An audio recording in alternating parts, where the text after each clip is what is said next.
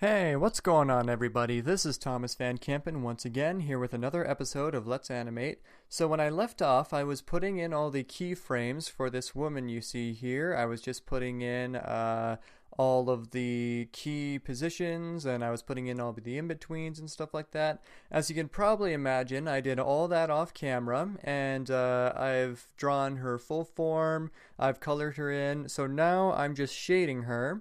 So yeah, that's pretty well what I'm doing for this episode. In case you're jumping into this fresh and new and you don't know exactly what I'm trying to accomplish here, basically this is going to be a bar fight scene where a woman is taking on two thugs at once, and the idea is to have a interesting fight scene where one person shifts her focus between two different targets. So yeah, that's pretty well it. Once this is done, I'm going to be putting it in my demo reel. So yeah, that's pretty exciting, and that's about all there is to talk about as far as the project goes.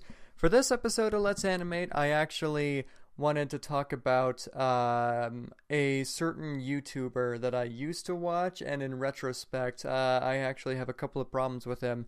I know this is a dangerous thing to talk about because, like, there's already so much drama on YouTube that's covered all the damn time now. And I know, like, this is probably only adding fuel to the flame. But, you know, I don't... That said, I don't have anything against this guy. I think, I don't, like, hate this guy as a person, nor do I necessarily hate him as a content creator. I just think, like, there are often problems in his judgment. That said, there isn't always problems in his judgment. He has made good points before. He has made entertaining videos. I would know because I've been subscribed to him for a while until I changed my mind. And, the thing, and, like... it's just in retrospect that I look at a lot of his judgments and I think, what? Like, where is this coming from? Like, how is this objective criticism and not subjective criticism and stuff like that? So anyway, enough beating around the bush. The YouTuber I'm going to be talking about is MysteriousMrEnter.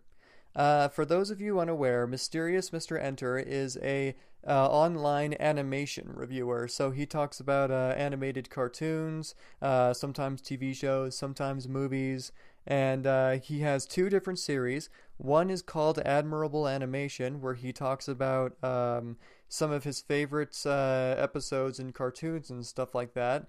And the other series he has is Animated Atrocities, where he talks about infamous episodes and episodes that negatively affect him personally and stuff like that, and just things that he can't stand. So here's my problem with this guy. There are two main problems. My first problem is that when you really think about it, if you've seen his enough of his reviews like I have, you'll know exactly what I'm talking about. If you really think about it, he doesn't need to be an animation-specific critic. The reason I say that is because his criticisms tend to not deal with the animation itself. He usually talks about, like, the morals of the episode, or he usually talks about the storyline. He usually talks about the comedy, or how something is sad, or dramatic zooms, or something like that. But he very rarely talks about animation specific qualities, like was there enough build up to this action in this fight scene? Was there enough squash and stretch to make this certain action look fluid? Was there enough I don't know, like, is this face, like, expressive enough? Is the transition between poses way too jarring? He almost never talks about that stuff unless the animation quality is so obviously bad that anybody can point it out. Anybody that's not into animation specifically and thus doesn't need a basic understanding of the principles. That's kind of where he tackles this from. But, like, none of these are animation specific qualities. He could review live action movies if he wanted to, and there would be no difference. And, like, here's a little bit of a comparison for you. The Nostalgia Critic is not an animation-specific reviewer. He reviews nostalgic things, oftentimes he reviews urban things. He just reviews movies and TV shows in general, animation or live action alike. And whenever he talks about animated pieces, he actually talks about why the animation is so good. He talks in his own choice of words, that is, about uh, like the pacing and the squash and stretch and how that all adds up to comedic effect and stuff like that. And he has, for somebody who is self-proclaimed to not know enough about animation, he just makes a lot more animation associated comments than Mr. Enter does, ironically enough, even though Mr. Enter specifically tackles animation. It just kind of bothers me that and here's the thing, right? Whenever he does talk about the quality of the animation, he almost never, he only ever talks about subjective qualifications, so qualifications that would only be relevant to him. And I'll look up an example because, of course, I don't bother to do my research about this stuff before I even address it. But just give me a moment here, and I'll bring up the example. I know what episode I have in mind to justify my case. I'm just going to look up the title of it real quick. So give me a second. You probably, the audio probably picked up there, but whatever. Okay, so an episode that he covers in Animated Atrocities is King Star King. Which I believe is kind of this 90s-ish gross out animation where the whole idea is to really gross out the audience and give them these extreme, over-the-top, disgusting visuals and stuff like that. And really the only comments that he makes on those kinds of visuals are, it's bad because it's disgusting. Which I would like to argue, so? That's not an objective criticism, that's subjective. You're saying that it's low in quality because you personally have a distaste for it. I mean, it's clearly trying to be disgusting, so you can't say that it's low quality because it fails to do what it tries to accomplish. And if you're in no position to stomach that kind of stuff, then honestly, you shouldn't be in the position to cover it. And he never talks about whether or not the transitions between certain facial expressions are bad. He never talks about whether or not there's not enough in-betweens. He never talks about a bad color palette, or maybe he does. Maybe he only mentions it briefly. But if you go to that video, I swear the only criticism he gives the animation itself is that it's disgusting. Which, that is not enough. You can't proclaim to be this guy who has enough of a knowledge about animation that your opinion should be well considered when you don't really establish the art an understanding of the visuals themselves. And here's my theory whenever you're critiquing anything, right? This is how you go as far into objective criticism as possible. You look at a product and you try to understand what it tries to fulfill and how well it fulfills that thing, because all art and all entertainment is a fulfillment of some sort of fantasy. And that fantasy doesn't necessarily have to be something that you want to feel. It could be something that anybody wants to feel. But point is, it has to fulfill that sort of thing. So, for instance, comedy is a fulfillment of wanting to laugh and wanting to be in this highly exaggerative comedic world. Surrealism is a fulfillment of surreal fantasy, obviously. That's pretty self-explanatory, where you just want to indulge in weird visuals for a while and take a trip. Tragedies and really sad movies, they are a fulfillment of sadness, where you just want to feel sad for a while, which kind of sounds weird. You might be thinking to yourself, why would you ever want to feel sad? But people must want to feel sad because there's entertainment like that. And Mr. Enter himself has proclaimed that a lot of his favorite cartoons have had a sad quality to them. So all this stuff. And you know what? A perfectly valid fantasy to fulfill is gross out fantasy, because of some people just take joy out of seeing these really nasty visuals that like are super creative and kind of rub people the wrong way. And people, it's the same thing as horror, where like people like feeling uncomfortable for a bit.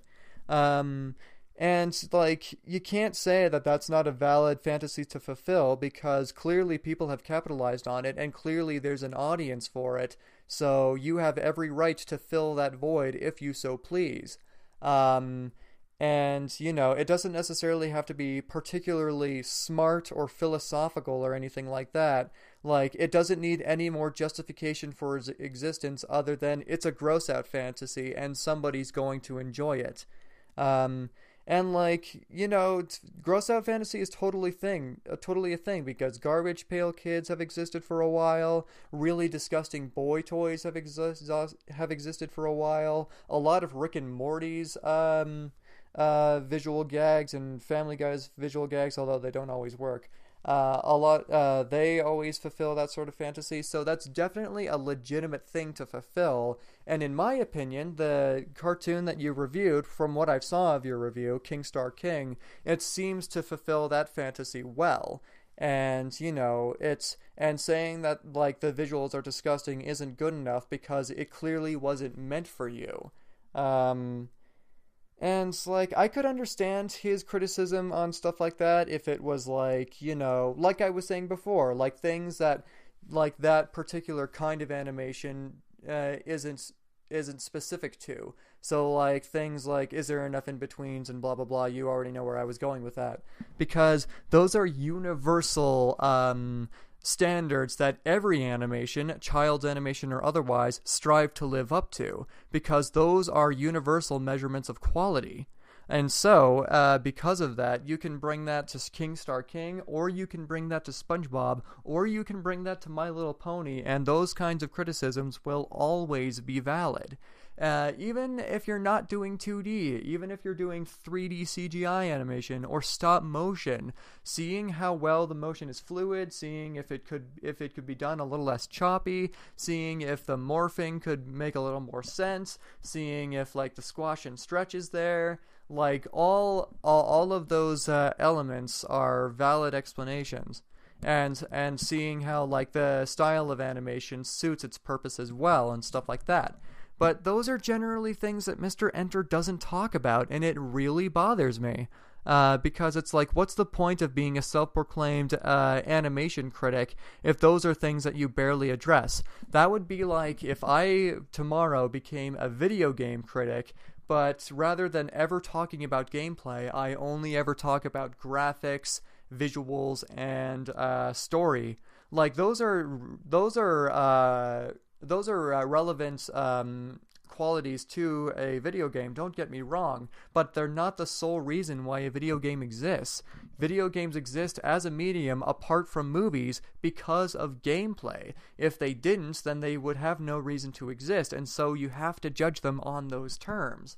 And animation is the same way, where it's like judging them based on their story and judging them based on their on like universal elements of like live action movies. Those are still valid, but they're not enough to justify you being animation specific of a critic. And another problem that he has is oftentimes his comedy critiques like come out of nowhere, and like they kind of are based on him just not understanding why a joke is there, which he has Asperger's syndrome, so that kind of explains why he often doesn't understand the humor behind something. And I could totally get that, because I have Asperger's syndrome too, and that took me a while to learn as well. But if I can learn it, he can learn it. So here's the thing, right? Here, I'm going all over the place. I have to get back on track. Just give me 1 second. So I'll give you an example. In one of the SpongeBob reviews that he does, he talks about like it's the one where Squidward gets a huge bump on his head and it begins to swell, and the doctor calls it head boom boom itis, and his critique is putting a bunch of words in front of the word itis doesn't justify an actual disease. And I'm just like, dude, it's not meant to be taken seriously. It's relying on your knowledge that a disease actually being called that would be absurd. That's the whole point.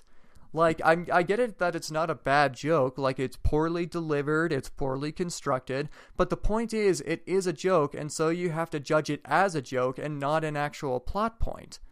Like, and he does that multiple times. He does that in the Fairly Odd Pet review of his Fairly Odd Parents episode. You know what I'm talking about?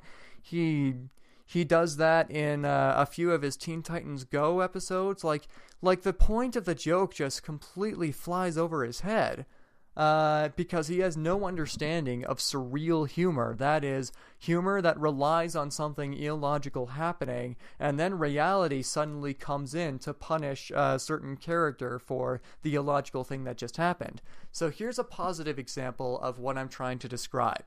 There's a Spongebob episode where Spongebob and Patrick run away from Bikini Bottom, and they start a campfire, and Patrick is like, hey, if we're underwater, how can there be a fire? And before he even finishes his sentence, the fire goes out.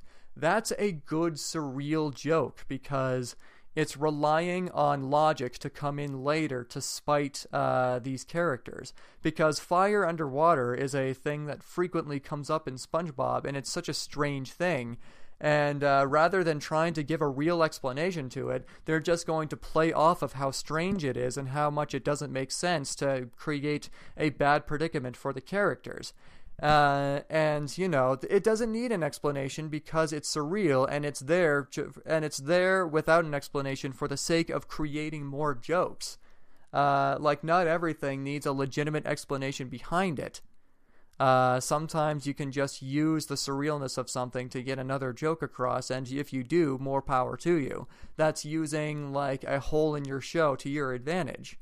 And here's another example. There's a Jimmy Neutron episode where, once again, Jimmy, Carl, and Sheen, they all go up to outer space. And Sheen is like, hey, Jimmy, how come whenever in space we don't need helmets to breathe? And Jimmy's like, oh, well, that's a good question, Sheen. You see? And then it cuts to Carl just singing some random song over their conversation.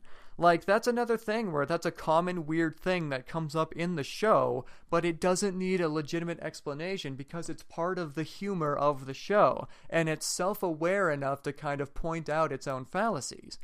And he always judges them like he's taking them completely seriously. I feel like if he was judging that Jimmy Neutron scene that I just described, he would say something like, singing over the explanation doesn't change the fact that we need a legitimate explanation. You don't need a legitimate explanation sometimes. Sometimes you just need to leave good enough alone. And sometimes you have to judge a product based on its own terms, not what you want it to be.